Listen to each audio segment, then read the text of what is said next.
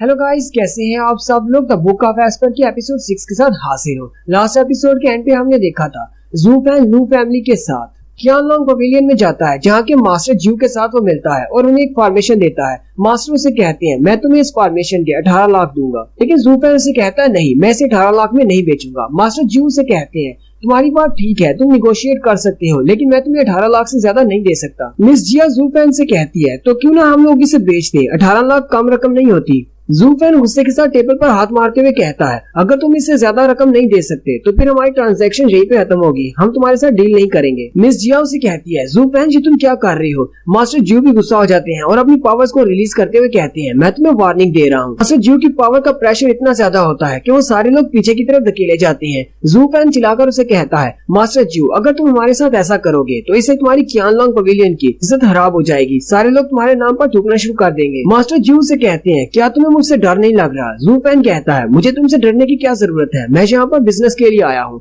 और मैंने सुना है कि qianlong की फैमिली बिजनेस के लिए जानी जाती है। अगर तुम अपने कस्टमर्स और बायर्स के साथ इस तरह का काम करोगे तो फिर तुम्हारी फैमिली की रेपुटेशन खराब हो जाएगी। और साथ ही वो हंसते हुए कहता है मैं तो हूँ ही एक बुरा लड़का, मुझे तो अपनी इज्जत का कोई ख्याल नहीं, लेकिन मुझे लगता है कि तुम्हें अपनी इज्जत का ख्याल है, इसलिए तुम हमारे साथ ऐसा नहीं करोगे। मास्टर ज्यू उसकी बात सुनकर हंसना शुरू कर देते हैं और कहते हैं तुम तो बहुत ज्यादा समझदार हो। बाकी के सारे चीज देखकर बहुत ज्यादा हैरान हो जाते हैं कि अभी यहाँ पर क्या हुआ। मास्टर ज्यू फिर से अपनी कुर्सी पर बैठ जाते हैं और कहते हैं अगर लू फैमिली के साथ तुम्हारे जैसा समझदार लड़का है तो लू फैमिली को दोबारा से उठने में कोई भी नहीं रोक सकता। मास्टर ज्यू से कहते हैं मुझे पता है कि तुम यहाँ पर सिर्फ ये अरे फॉर्मेशन बेचने के लिए नहीं आए, जल्दी से बताओ तुम्हारी और कौन सी कंडीशंस हैं। जू फैन हंसते हुए कहता है आप तो वाकई में बहुत ज्यादा समझदार हैं। और साथ ही वो फॉर्मेशन उन्हें देते हुए कहता है इस फॉर्मेशन की कीमत 10 मिलियन है, 1 मिलियन तुम्हें हमें अभी देने होंगे और बाकी के सारे हम लोग बाद में लेंगे और तब तक तुम हमारे कर्ज में रहोगे। मास्टर ज्यू से वो स्केच ले लेते हैं और कहते हैं चलो फिर ठीक है, मैं तुमसे ये स्केच ले लेता हूँ, जब तक हमारा ये कर्ज अदा नहीं हो जाता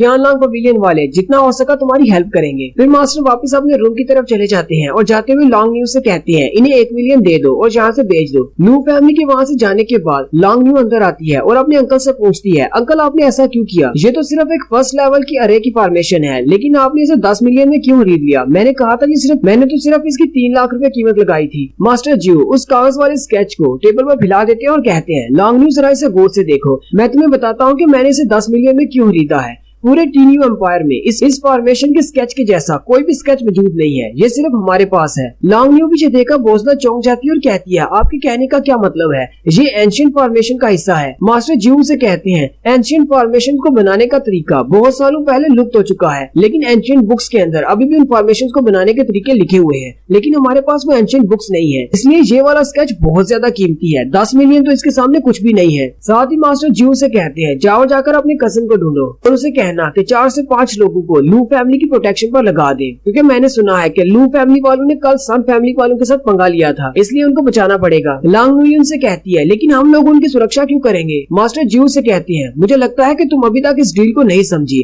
उसने 1 मिलियन हमसे इसीलिए लिए थे क्योंकि बाकी के सारे काम हम पर कर्ज चढ़ाकर चला गया है। उस कर्ज का मतलब ये है कि हमें उसे प्रोटेक्शन देनी होगी। वो बाकी के 9 मिलियन हमसे पैसों की सूरत में नहीं लेने वाला, बल्कि बाकी के 9 मिलियन के बदले में वो हमारी प्रोटेक्शन ले रहा है। नेक्स्ट होटल का सीन दिखाते हैं। जू फैन अपने रूम में बैठा कल्टीवेशन कर रहा होता है। उसी वक्त टोंगलिंग अंदर आता है और कहता है बहुत ही बुरी खबर है, मिसिस सन के बंधु ने हमें चारों तरफ से घेर लिया है। जू फैन हंसते हुए उससे कहता है तो जिनका मैं इंतजार कर रहा था वो फाइनली यहाँ पर आ चुके हैं। टोंगलिंग उसे कहता है तुम इस तरह मुस्कुरा क्यों रहे हो और क्या तुम्हें डर नहीं लग रहा। जू फैन उसे कहता है मैं किस बात से डरने वाला हूँ, मैं तो इन्हीं का इंतजार कर रहा था कि कब ये लोग यहाँ पर आएंगे। साथ ही वो उसे कहता है यंग मिस और यंग मास्टर को भी बुला लाओ। टोंगलिंग उसे कहता है तुम तो बहुत ज्यादा बहादुर हो। साथ ही बाहर का सीन दिखाते हैं। मिस सन अपने कजिन को साथ लेकर आई होती है जो कि 7 फैमिलीज में से एक से है। मिस सन चिल्लाकर कहती है लू फैमिली वालों जल्दी से बाहर निकलो, कल तो तुम लोग बहुत ही बड़े शाने बन रहे थे, आज देखते हैं तुम्हारी सिटी बिटी कैसे गुम होती है। थोड़ी देर के बाद दरवाजा खुलता है और लू फैमिली पूरी की पूरी बाहर आ जाती है। मिस जिया कहती है मैं भी ये बात जानना चाहती हूँ कि आखिर ऐसी कौन सी प्रॉब्लम है जिसकी वजह से मिस सन अपने साथ इतने ज्यादा लोगों को लेकर आई है।